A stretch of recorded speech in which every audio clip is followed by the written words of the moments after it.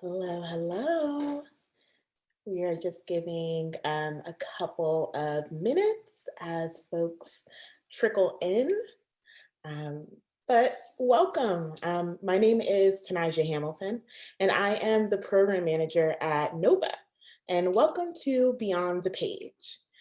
In a few minutes, we'll be joined by Zakiya Dalila Harris, author of The Other Black Girl, this beauty right here. But before we begin, I wanted to take a moment to thank Trident Booksellers and Cafe, who partnered with Beyond the Page Book Club on this event. Trident is open for curbside pickup and limited capacity in-store browsing. You can visit them in their location on Newbury Street in Boston 7 days a week between 8 and 9 p.m., 8 a.m. and 9 p.m., or on their website 24/7. So folks are still trickling in. Before we get started, I want to explain how this evening's event will work and just a little bit particulars about Zoom. So we're in Zoom webinar, and as our audience, we cannot see you or hear you, but we do want to hear from you. So you can ask questions during the course of the conversation, and you can do that by opening up the tab that says Q&A, and it's at the bottom of your screen, and you can type in your questions. Put your questions in at any point during our conversation, and we will do our best to address them as they come throughout the night. If you see a question that you want to hear the answer to, vote for it by clicking the thumbs up icon in the Q&A tab. The most popular questions will rise to the top.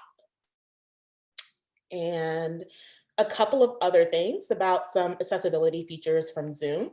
So if you would like to activate Zoom's automated captioning feature, select the closed captioning button at the bottom of your screen. You'll see it and it says live transcript. So you'll see two description displays options pop up. We recommend that you select the one that says subtitle to enable captioning at the bottom of your screen.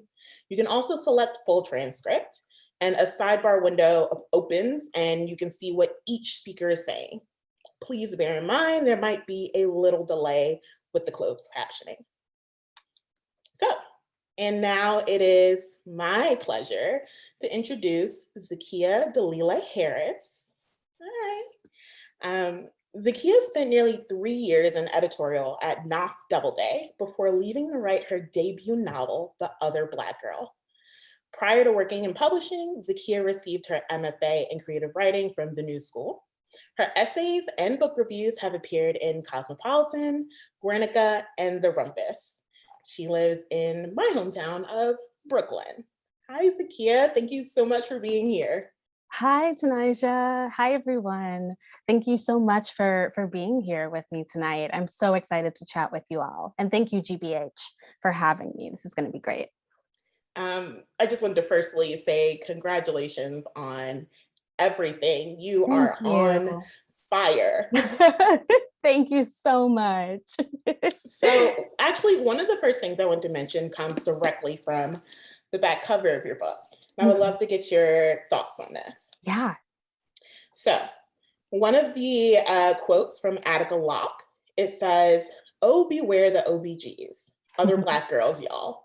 And it says y'all here, and it makes me really happy because love I'm it. a Southern transplant and I say y'all a lot. Yes, yes. I lived that life too. We'll have to talk about it. As we should all be aware of the psychic cost to Black women of making ourselves palatable to institutions that use our cultural cachet for their own ends, while disregarding any parts of our hearts and minds that they either can't or won't understand. Yes, Like, you're right. Jesus about that.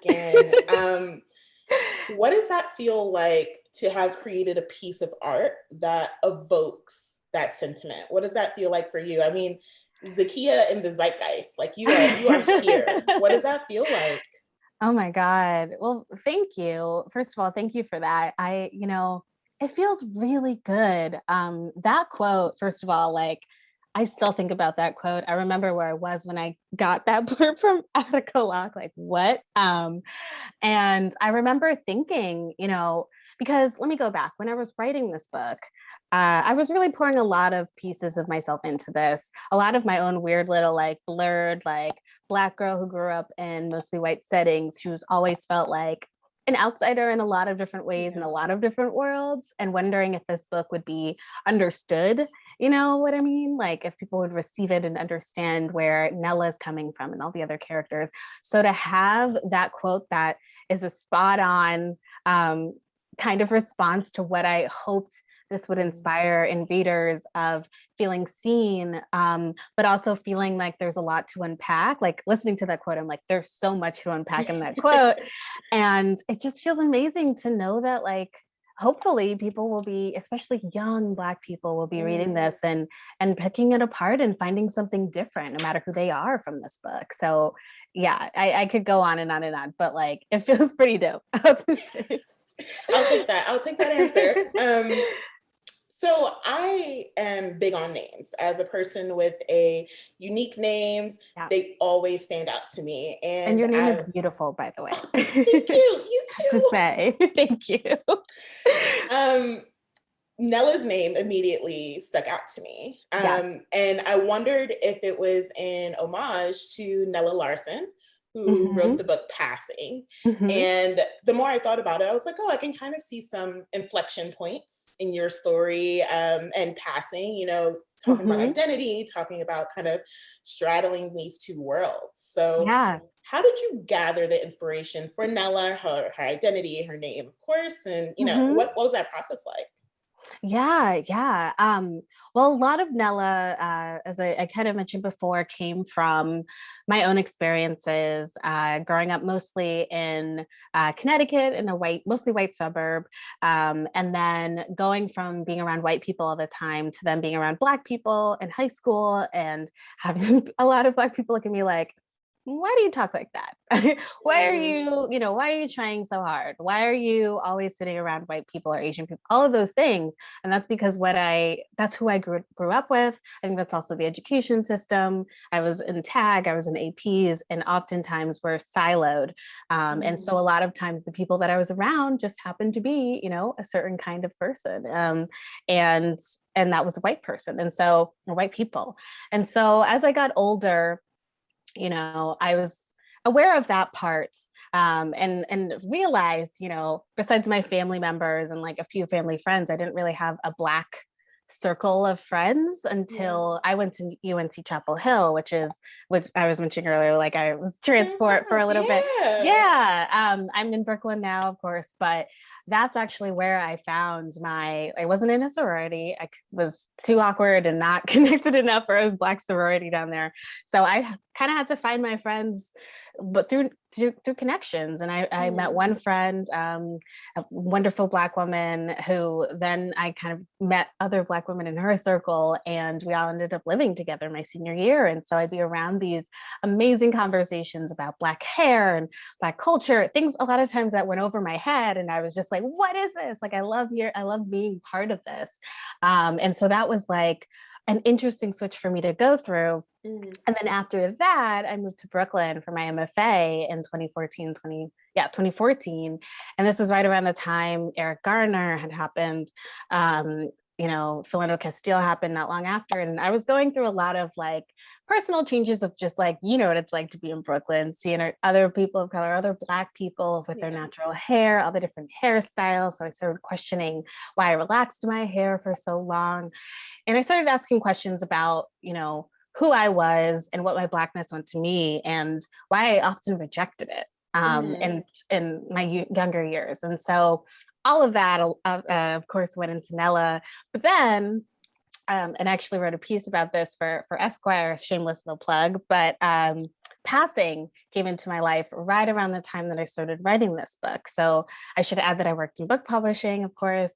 And at this time, when I started writing The Other Black Girl, I kind of knew publishing wasn't for me. Like, I'd gotten promoted and I hated the idea of being an assistant editor and actually having to like go get books, like I really was like, I'd rather just like, I was like, wait a minute, maybe I don't want to be on this track anymore. Like, because I've been like, like, it's like, I mean, the pay, to be young. And I also knew I wanted to be a writer since day one. Mm, And I'd been freelancing on the side and really like flexing that muscle, but I knew I couldn't do that if I took this promotion. And I mean, I took it, of course, because it came with extra pay. But like, I knew if I stayed longer, it wasn't going to be healthy for my writing life. And so this is all happening right around the time I started reading Passing for the first time. right. And I had never read it before. I was so taken with it because even though I'm clearly not passing, uh, I felt like I could see myself in the characters in the sense of like Mm, Irene and Claire are both very light skinned women, and they're both able to use their in this case they use their skin color and also they're able to speak a certain way and behave a certain way in order to move through white worlds undetected. right. One uses it more than the other, of course, but I could relate to that because for Mm, so long, I mean, I was raised in mostly white spaces. I went to a PWI. My parents both, like my dad went to college. Like I was raised with certain like middle class values and privileges that really helped me in publishing, but a lot of Black people don't have those resources, and mm, it often left me feeling, just again like the two world thing. And so a lot yeah, of those themes of like, what does Blackness even mean, how it's performed, and also like just like the horror of like that book too, because I feel like Passing mm, can be pretty horrifying, but in social ways of like that idea that like you might be found out, yeah. that you're a Black person, and Claire's case. And so all of those things were things that I really sprinkled into The Other Black Girl, especially like those tensions that are not said Right. but are implied. Yeah, I picked up on so much of it. I mean, so much of it was resonant for me in my life and my experiences, and the juxtaposition of Nella against Hazel Mm-hmm. versus Malika, and kind of the Yes. bevy of women that we encounter. I really see how you kind of anchored those questions that you're talking about. Thank Blackness, what does you. it mean to be Black? How does it differ from person to person? What is it like community wide? um, Yeah. really, Yeah. really present in the text. Great Thank thoughts on you. that. Yeah, you're welcome. Thanks. So you mentioned that you used to work in the publishing world, Mm-hmm. and it seems like you began to feel a little disillusioned. You were like, I know this isn't my thing. But Yeah. what was the spark that brought this book to life? Like, what happened throughout your experience that said, Yeah. okay, well, I need to tell this story springing from this time in my life? Yeah. Well, there are a lot of things about publishing, like looking back on it, slash like talking to people that I know who still work in that world because I'm still in publishing. You can take the girl out of Yeah, you publishing. are. You can't take the publishing out of the girl, I guess. Um, but like there's a lot of hypocrisies in that world, and also this kind of idea that, the idea that such a relatively small group of people control how much, like what we're reading, what people are talking about, um, what kind of information is given to people, and who those people are. Like all of those things Mm. became very clear to me working in publishing, and thankfully I didn't have it as bad as Nella, I will say, in a lot Nella of her had some ways. struggle. She had a lot of struggles, but all of those incidents that happen, yeah, to put it lightly, but all those incidents that happen are like things that I could see happening. Like not the genre elements, obviously, but like, I mean, well, who knows? But right, you just never know. But specifically like the Colin Franklin incident, which I've Yeah. never had, but that issue of feeling like you have to confront an author, a white author, about a problematic Black character that he has written and trying to put your finger on it. Like, I could totally see that happening because of the power dynamic. Like, there's such a really messed up power dynamic that I saw, of being an assistant, because it's so hard to get a job in publishing, Mm. regardless of who you are, I would argue, but it's especially hard for Black people because Yeah. of various reasons that I won't get into too much unless we, really dig into them. But like that feeling of being one of very few, and in my case, being the only Black woman in editorial, like full time, I felt this responsibility. And so that was something always hovering beneath the surface for me. But the main spark was when I was still working there, and I happened to be washing my hands in the bathroom, and another young Black woman came out of the bathroom stall, and I was like, who are you? Because like we always clock, I mean, I know I always clock every single person of color, Yeah, every Black yeah. person, anywhere I am. That's just like, not necessarily, now I think I see it as more of a safety thing. I definitely see it as more of a safety thing. But as a young person, like my parents were like, they always said hello to other Black people. They passed by in the street, or, it's just like etiquette. And Yeah, so acknowledgement. exactly, like I'm here, you're here, cool. You don't have to have a full conversation, but just something. And so someone came out of the stall, and I was like, kind of like, I thought I was making eye contact or doing something. I don't know. I wasn't doing this because that's weird. But like, Oh, you weren't no, I was shimmying? just shimmying. Such a Now I would disappointment. shimmy. I know.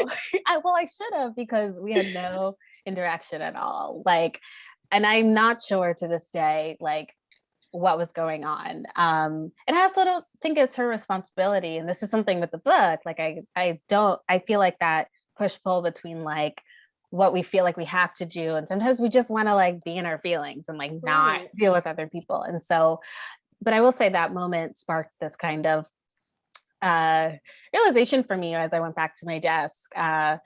Not realization, but reminder that like I'm kind of alone here. Like I'm alone here. Mm-hmm. This seems like a really great moment to like meet someone else. And I found Yeah. out later on she was like part of a transfer. Like they were doing construction, and she was not technically an editorial. But I was so excited about that aspect of Yeah. having a Black coworker. And so I went back to my desk, and I wrote this. I came up with this idea of these two Black women working in a mostly white workplace. And initially the thought literally was like, one of them's weird, like something's off with her. Something's a little, yes. Yeah. And it just spiraled from there in a good way. So what's really interesting is, hearing your experience where you're like, yeah, I was the only Black person, Black woman in this space. And then, in the book, that's the case for Nella, and then Hazel comes. What's really Hmm. interesting is there's a point in the book where Nella's partner, her white partner, his name is Owen, he kind Hmm. of questions like, but you kind of like it that way, don't you? And I Yeah. was like, wow, that was bold. He was kind of questioning whether the otherness Yeah. that she kind of occupied in that space gave her certain privileges, and if Hmm. that was a reason why she was feeling tension, which I thought Yeah. was really interesting to think Yeah. about, and like I said, very very bold for that character. Thank you. Well, I was really trying to get at like, and Nella does in some way, in some semblance of a way, feel a little bit privileged by that fact that like, Mm, all right, if I'm going to be the Black person in the room or like serve this purpose, like I might as well like enjoy the parts of it that it does allow me. Like I mm, can kind of, in this case of Colin Franklin's book, I mean, she's still the only one at this point. Or like, I mean, Hazel's already started, but like she's been there for a while, and she's yeah. like they've done the work, I guess I would say.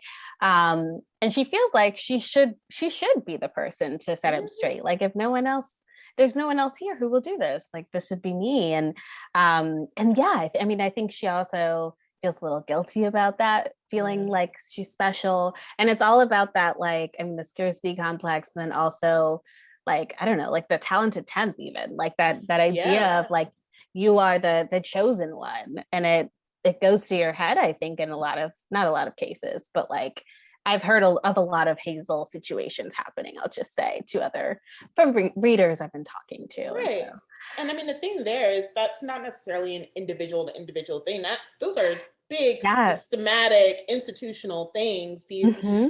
ideas of like the talent and intent that you mentioned, those aren't just, she didn't just make that up.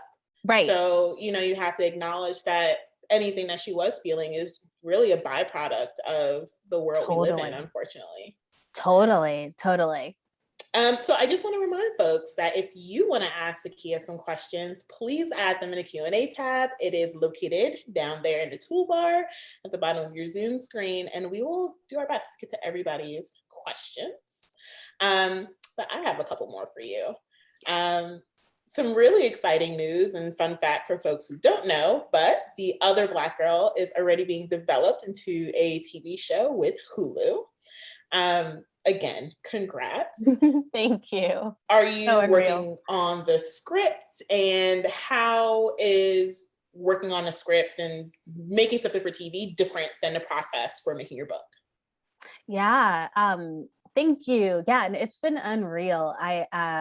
I'm co-writing the script, the pilot script with Rashida Jones, which is amazing. Yeah. And I am an executive producer, which is also amazing because I never thought in my life my name would have that attached to it. Because honestly, like writing has always been my dream, prose writing, novel writing, but I never ventured into this side of things. And so it's been a big learning curve. Like Yeah. I have had to really, I don't think forget at all. Forget is not the word to describe it of how I write when I'm writing prose, but I've definitely had to revise. I guess that's the right word to use. Or punny, maybe, I don't know. Revise the way that I write. Oh, for sure. And really, I mean, I can go on for pages demonstrating Nella's backstory of how she's, you know, grew up a certain way, has dated white men, gone to the frat parties, and we can go back to like her being in the off. Like all of those things can happen in the span of pages. Whereas like with the TV show, it's like have to be very pointed about when information is given and what kind of information, because it's going to be different from the book. Like it's gonna have more of certain characters. It's gonna have more of the world of Wagner, more of Malika, more of Owen. And so we really have to be strategic about every single point. And so that's been a little difficult at first, but honestly, like working with Rashida and my team of producers that I'm working with has been so amazing. And everyone is so helpful. And I really feel like I'm just enjoying myself and getting to like put my voice out there in this way. Is I just feel really lucky. I also get to watch a lot of TV now. I mean, I always did, but like now I can just be like, but I'm working. Research. I'm doing research. Exactly. I love that because it kind of goes back to like this whole, which I'm saying, I said it first, this Zakiya and the zeitgeist. Like you are really I love in this these alliteration. You have to make it a thing.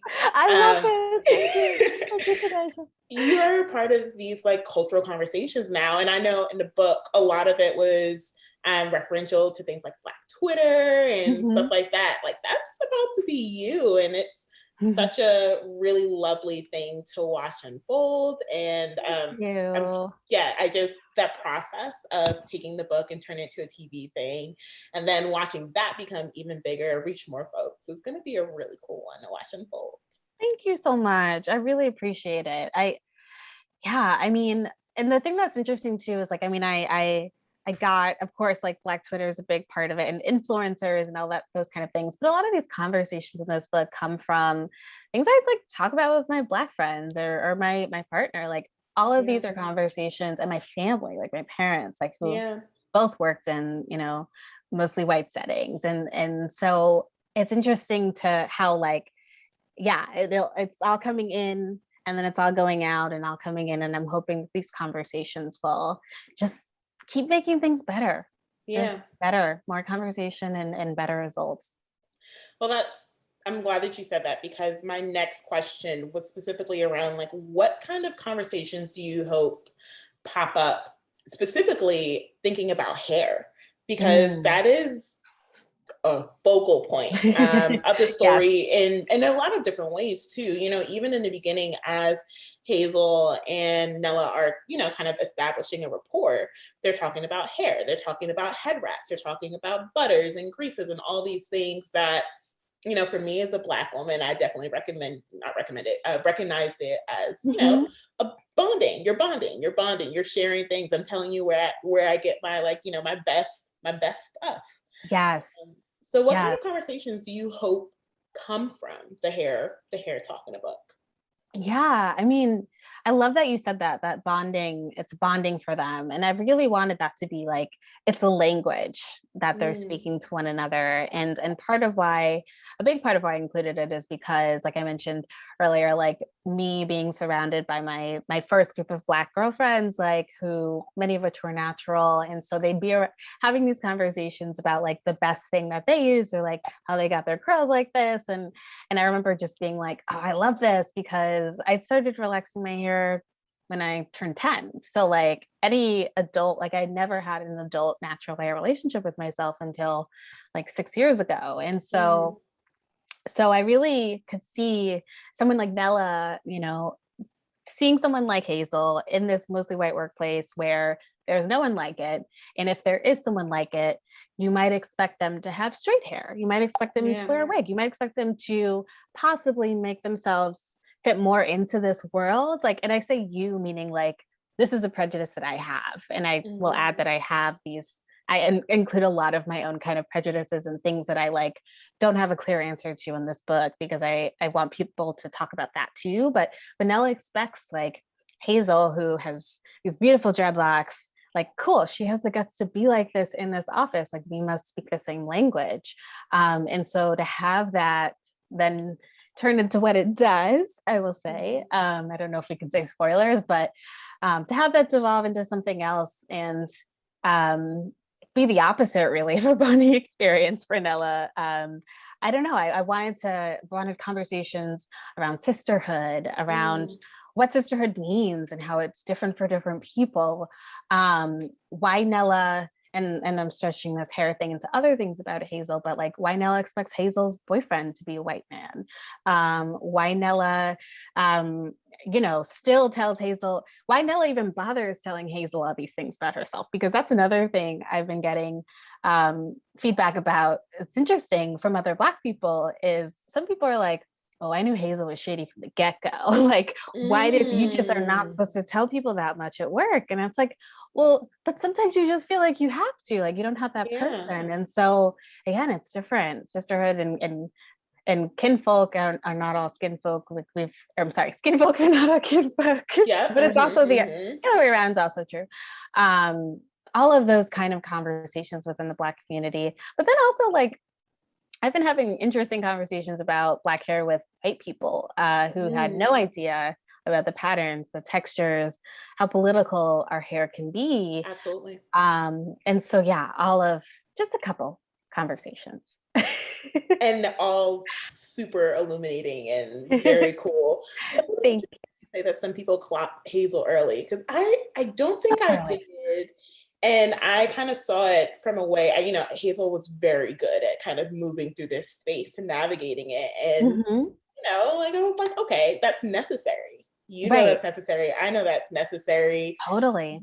Jay-Z, who said a very long time ago, you got to show them how to move in a room full of vultures. It's Yes. necessary. It's, Yes. you know, um, Yes.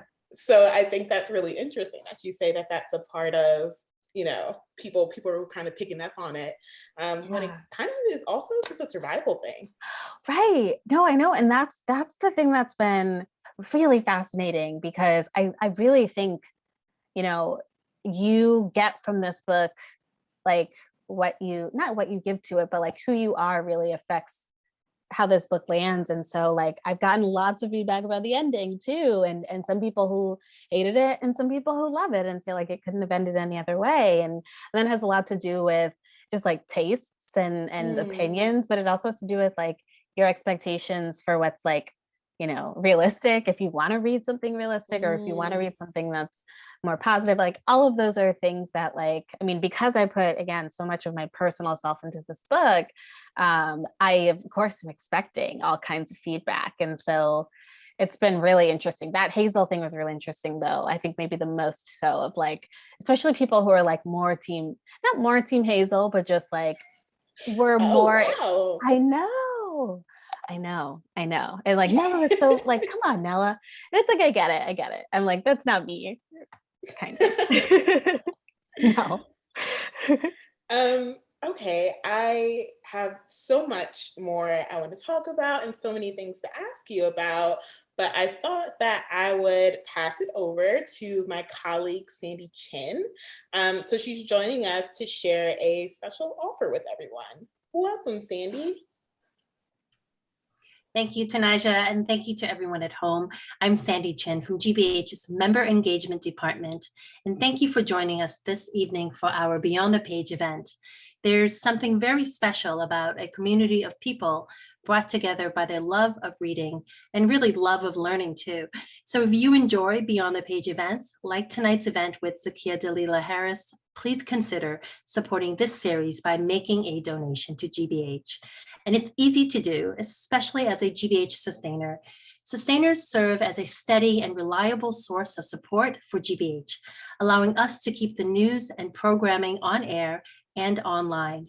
You watch or listen to GBH programs all year long, so why not spread out your support of GBH throughout the year?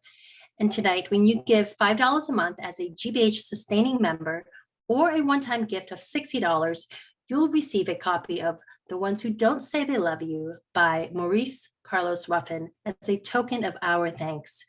And Zakiya personally recommends this colorful short story collection. In this book, author Maurice Carlos Ruffin pays tribute to the Big Easy with fascinating characters and prose that goes down as smooth as honey. And it's a powerful, moving read. And this hardcover book and other thank you gifts are available to you tonight. And there are 3 easy ways to give. Visit gbh.org/support events. And you can also text GBH to 800-204-3811 using keyword GBH to donate. Or go ahead and scan the QR code here on the screen behind me now and to open the secure donation form on your smartphone. And you can give $5 a month as a GBH sustainer or $60 all at once, whatever works for you and your budget. And it's that easy. Please go to gbh.org/support events or click on that link that you see in the chat tab and contribute what you can. Add more great books to your growing library, all while supporting GBH. And to those who are already members and supporting GBH, we thank you. And now back to the conversation, Tanisha. Oh man, thank you so much, Sandy. It is time to continue our discussion with Zakiya.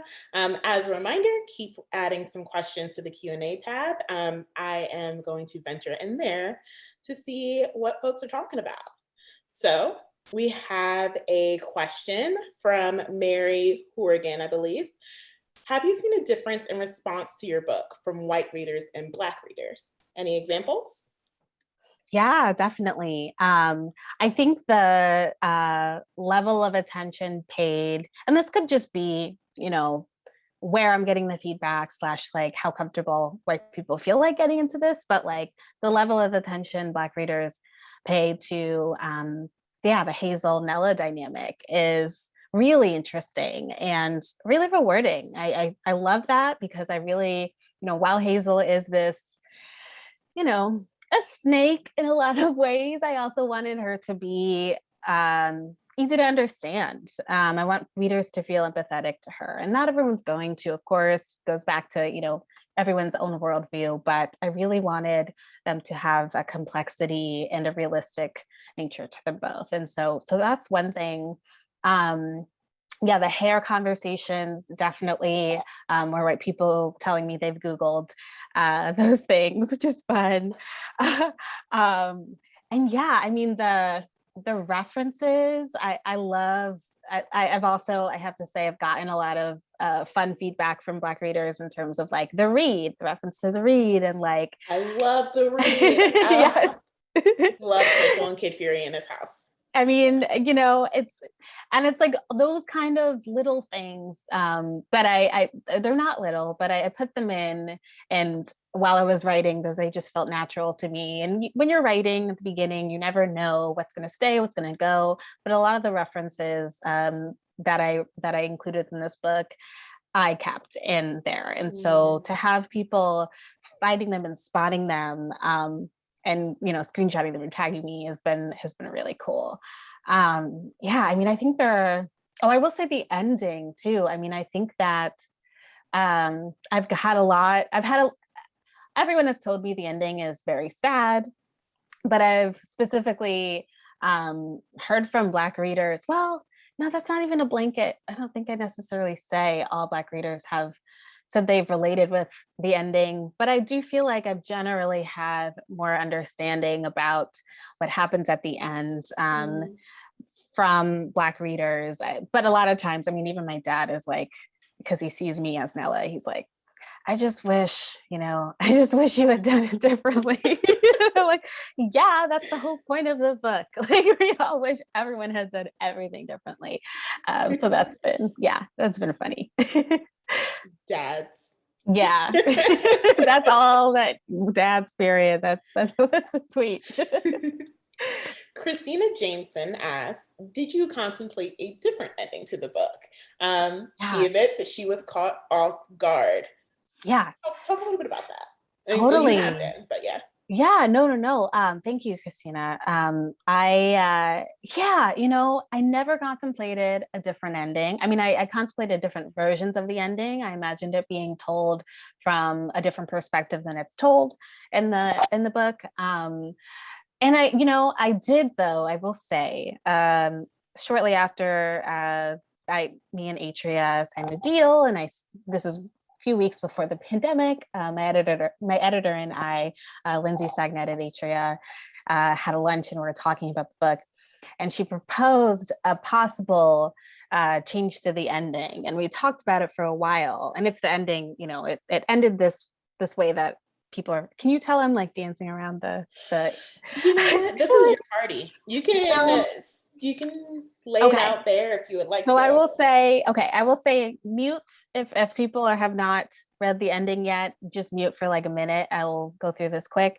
But essentially, we talked about possibly ending it in a more positive way. And I think for me, I really wanted it to end with Nella taking the grease, because I felt like if she didn't take the grease, it would be too easy for readers to just be like, oh, this was just a story I read, especially white readers, I will say. I think that this idea that, the whole book is I wanted to combat this idea of like diversity can be solved by just putting Black people here. Like, diversity cannot just be solved that easily, that the diversity problem in publishing and beyond. And so I really wanted to show, like that beautiful quote you mentioned from Attica Locke, like the psychic costs. And hopefully, I hoped, readers would understand why it ends that way. But this is, sorry, I'm a tangent person, but no, go for it. The thing that we talked about, and I did add a little bit more hope in the sense that possibly Kendra Ray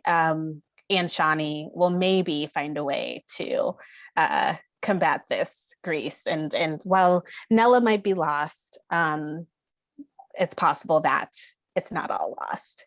So that was one thing that I did feel. But ultimately, yeah, I love kind of bummer endings in general. I love horror, of sci-fi. So I was really leaning into that too. Well, I mean, that's very interesting, because some of the things that we're seeing with this book, people are saying, oh, it's like very similar tonally to like a Get Out. And I remember hearing Jordan Peele talk about the ending of the that alternate film. ending. Ooh, that was a lot. Bleak. And I don't think that could have ended that way. That could not have ended the bleak way. Like that, yeah, it's dark. To say the least. But it also shows like you have to pick and choose. Like ultimately you are the steward for this story to get it out, and it's the what resonates with you, what you feel like needs to be told. And so it's really interesting how I guess two pieces of art that kind of occupy a similar space can really navigate the challenges of wrapping up the story. Totally. And you know what's funny, small little side note about this is that when I was pitching this book to, I believe to agents, I was thinking about comp titles and like what books I would compare to this book. And it was hard, but The Stepford Wives, which I hadn't read yet, but I'd seen the original movie and loved, and as a Connecticut native, loved it even more because it's Connecticut. And I read the book for the first time this past summer, and I can't remember how the movie ends, but it also ends in a similar way of, she doesn't make it out. And it possibly now the next, I believe it's a Black woman actually, which is interesting, who just moved to the neighborhood. Now she is actually most likely going to be converted into a Stepford wife. And so it was really interesting to me. Like, I just think that ending landed so well. And I don't know where I'm going with this, but I love the Stepford wives. Well, I mean, that's very interesting. I've never, and I promise I'll get back to y'all's questions too, because they're great. But it's really interesting as I'm hearing you talk about that. We're talking about Get Out, we're talking about the Stepford wives, this kind of cultural thing, like changing, Mm-hmm. you know, marginalized folks, women, Black folks, like, and we don't Mm-hmm. have really similar comparisons and conversations for like white men. Yeah. There is in a lot of that. And so it's really interesting to Yeah. interrogate it that like we are trying, we, you know, I say we as in like in these pieces of art, how interesting it is that they Mm-hmm. focus on really changing marginalized folks to be more palatable Yep. to To meet the bar that the has been set. heteropatriarchy. Yes. Yes. I'll ask another question. This one from Dana Busk. When you started writing the book, did you know it was going to be so creepy, suspenseful with a surprising ending? Or did you start writing about something more realistic, for lack of a better word, and then come up with a plot twist? She loves it, by the way. It was fun to read. Nothing about and she knows nothing about where it was going. So Thank you, Dana. Yeah, I did know there was something. I mean, I knew there was going to be something off with Hazel.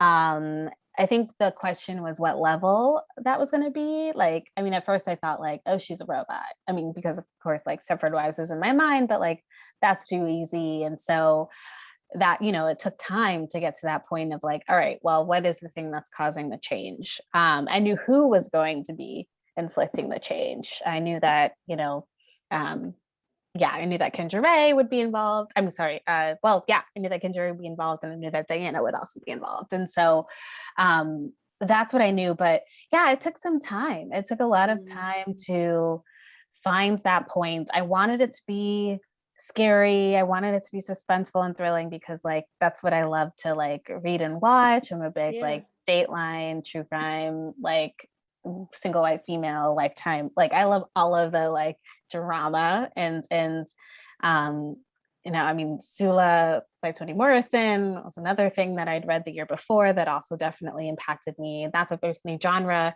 in that, but just like I hadn't seen necessarily a story that took Black female friendship and really did it the way that like Single White Female or like All About Eve or I don't know, so many other stories about white female friendship going awry, but like in a psychological slash like supernatural genre way, but not necessarily Black people. And so Yeah. Black women specifically. And so I really wanted to figure that out. And the more I wrote and the more I read, and my partner was a big part of it too, of really talking to him about like plot points. And then my editor Lindsay, who edited Gone Girl, and so she'd also had experience with very big twists and reveals. Yeah. And so that all really helped this book become what it is today.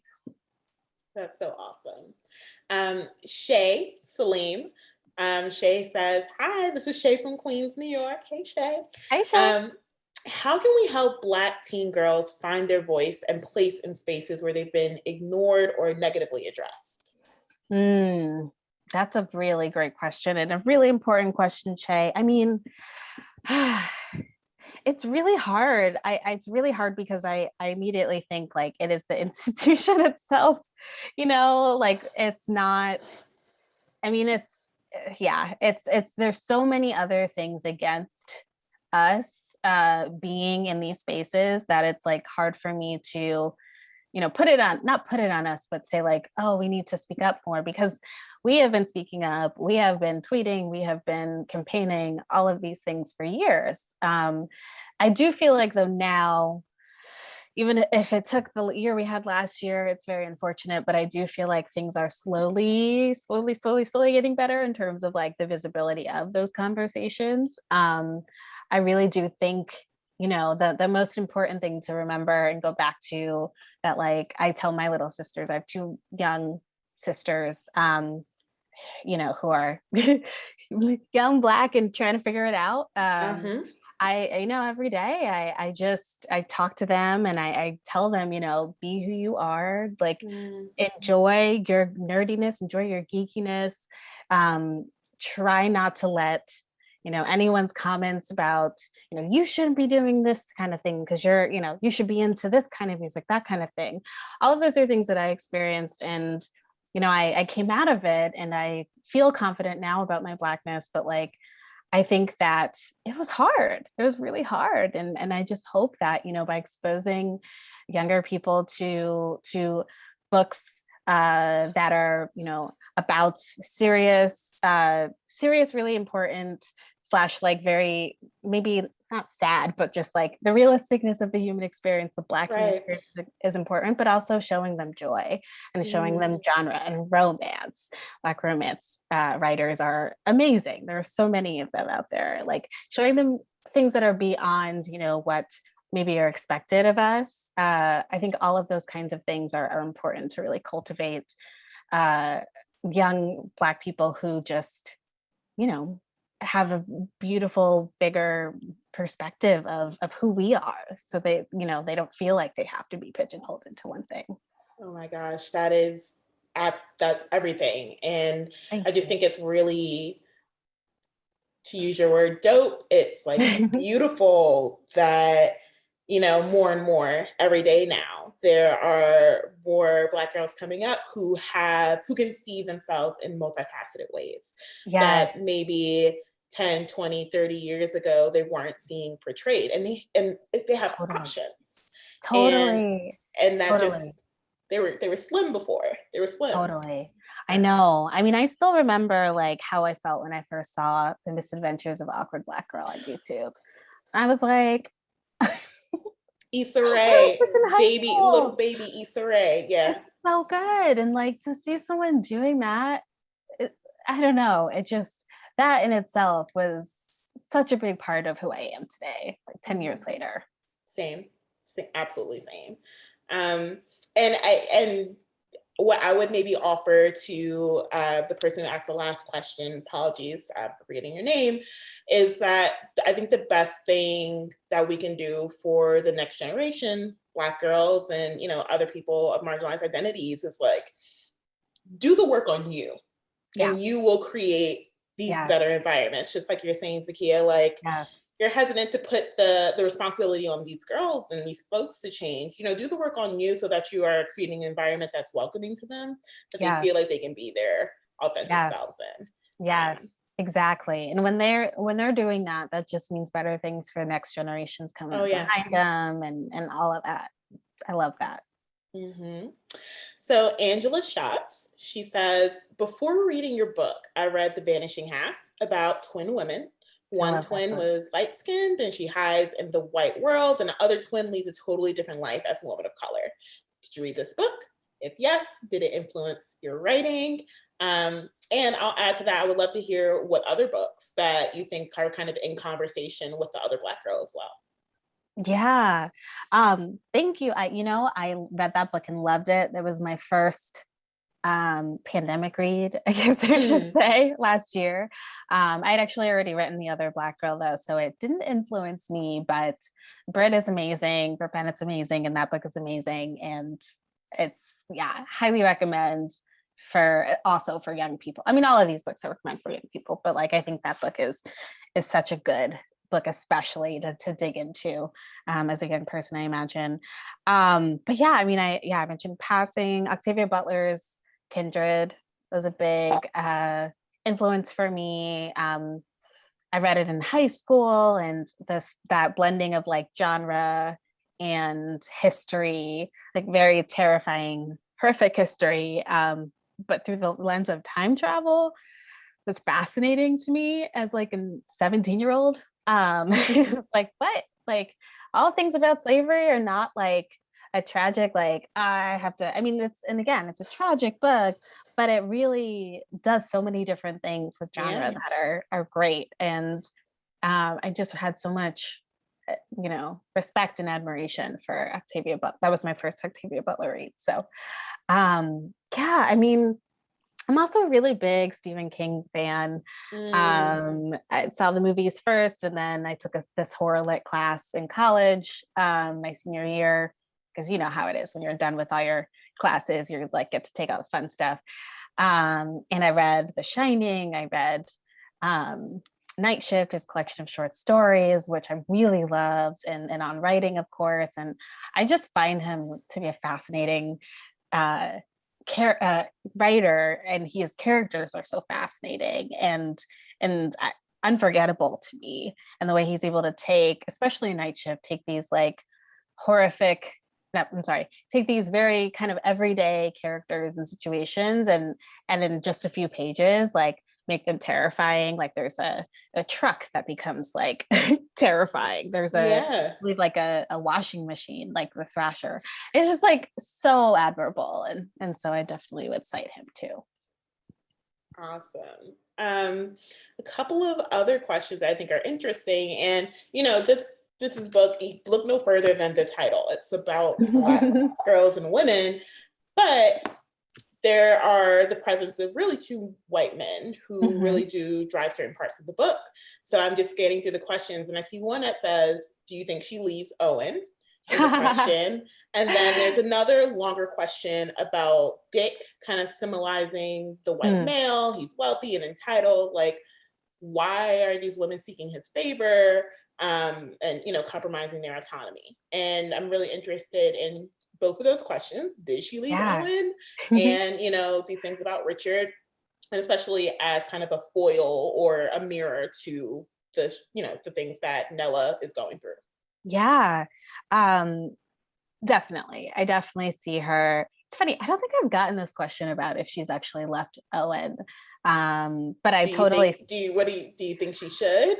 I mean, no, you know, I don't know if it's a question of should she, but I can't see Owen wanting to be with her if she is OBG. Like I feel like he, you know, I mean, there's that threat of like Nella feels threatened by Hazel's like shiny, cool, hip blackness, but I genuinely, when I was writing Owen and thinking about him as a character, did not see him wanting that in a partner. And so I could see, and maybe this is kind of messed up, but like part of what Owen is drawn to about Nella is like she's really honest and sometimes like really like open about the things that are hard for her socially and as the only Black woman in this workspace, and for that to change for her to change the core of who she is, I just like cannot see him. I mean, maybe they stay together for like a couple weeks. And they're long distance. Yeah. And then he's like, you know, I know I can do this. So that's the Owen thing. And then I love that question though. And then for Colin, yeah, I mean, Colin, Dick. I'm sorry, Dick, sorry. I get my privileged white men mixed up. Whoops.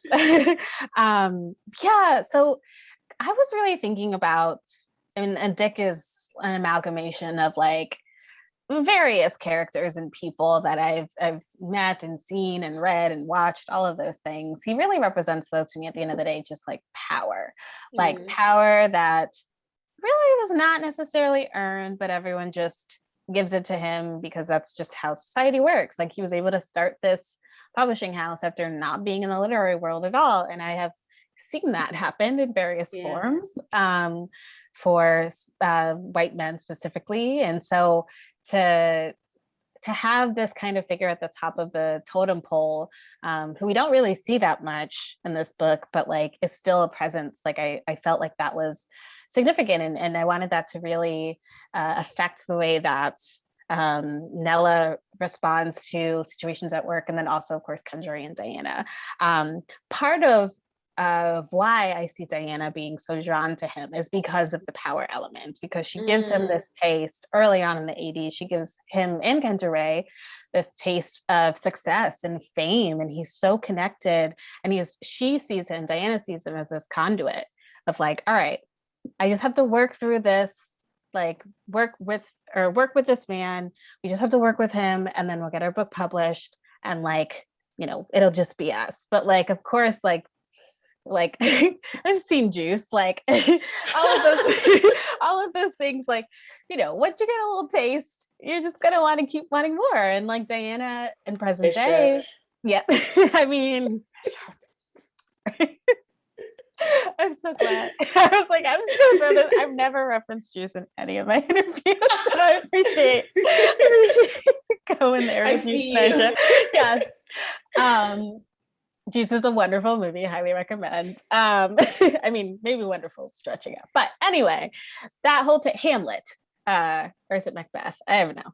But anyway, all of those ideas of like once you get a little bit of power and control, Diana is convinced that this is the right path. Yeah. This meaning the Greece, and having this kind of system of changing Black women, because she ultimately, well, at first she thinks she's making it better, but then of course it gets more complicated than that, and she's now tied to this person. But then again, in present day, she's everywhere. She's on billboards. She's famous. And yeah, that means a lot to her as a Black woman who did not ever necessarily think she would be getting that far. Mm-hmm. Oh boy. Okay. I think we might have time. I want to grab this one question that I'm seeing. I'll be quick. I'll be less long-winded. No, like I said, this is your party. But there's a question from Marie, and she says, I am haunted by the epilogue. Did the women have to lose their full selves, including their name, to be successful? I'm gutted by this and want to push against it, but sort of know it to be true in a way that I also want to rebel against. Totally. Thank you, Marie. Yeah, I mean, that's the question I turn back to readers, not to turn it back to you specifically, Marie, but I do think about, could Nella have been saved? Like, did Nella have to do all of this stuff of jumping through the hoops of losing her social life in order to hopefully outrun Hazel at work? But that essentially doesn't happen because she's on a treadmill and Hazel's like running miles ahead. And so it's like all of those things to me felt very sad, but also very realistic. And so I don't, it shouldn't have to be that way, but I do feel like that is the way in a lot of ways, not that extremely, but like, again, I'm hearing stats about people working from home and how so many Black people feel like they're more part of their work than they were before because they're working from home. They don't have to go to work every day. And that alone tells me that like something is wrong. That, maybe it's not losing yourself in the way that Nella does, but it's definitely like the fact that you feel like, not you again, but like the fact that people feel like they can't be themselves at work, the fact that Nella feels like she has to kill herself day after day to be this thing for everyone, just the fact that she feels that way, it comes from somewhere. And so how can we change that? Well, that's so rich, and thank you for that analysis.